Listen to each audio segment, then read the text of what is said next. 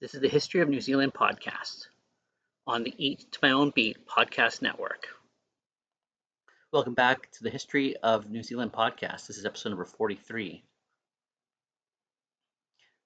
Shelter and Settlement, the story of immigrant cottages in New Zealand. In the 19th century, waves of immigrants arrived in New Zealand seeking opportunity, land, and a fresh start.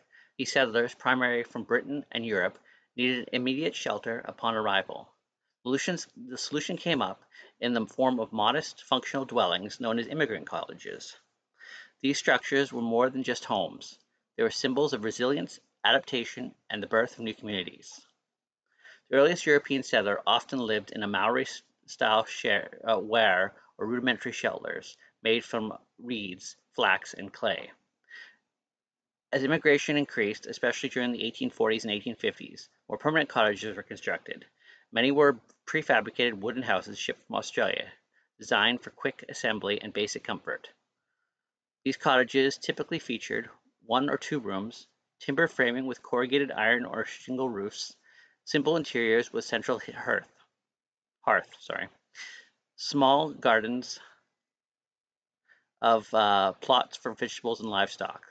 Some immigration cottages were built by provincial governments or primary land companies to attract settlers.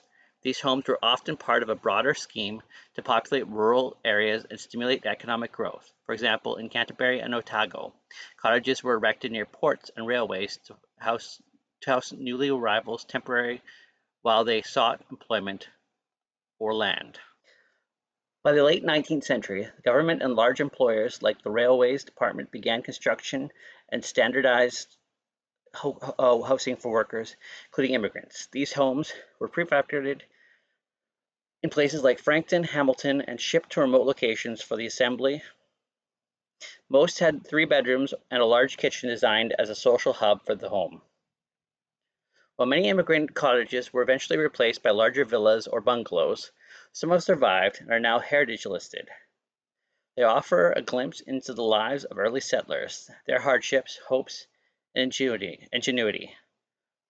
Restored cottages in places like Petone, Wellington, and Littleton serve as living museums, preserving the architectural and social history of New Zealand's formative years. Immigrant cottages were humble beginnings for many New Zealand families, built with limited resources but abundant determination. These homes laid the foundation for thriving communities. Today, they stand as a quiet witness to the time when shelter meant survival, and every nail and board told the story of courage and new beginnings.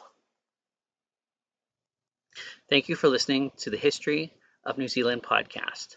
We're found on YouTube and anywhere else you could find your normal podcasts. Please like, comment, and subscribe, or find us at www.eattomyownbeat.com.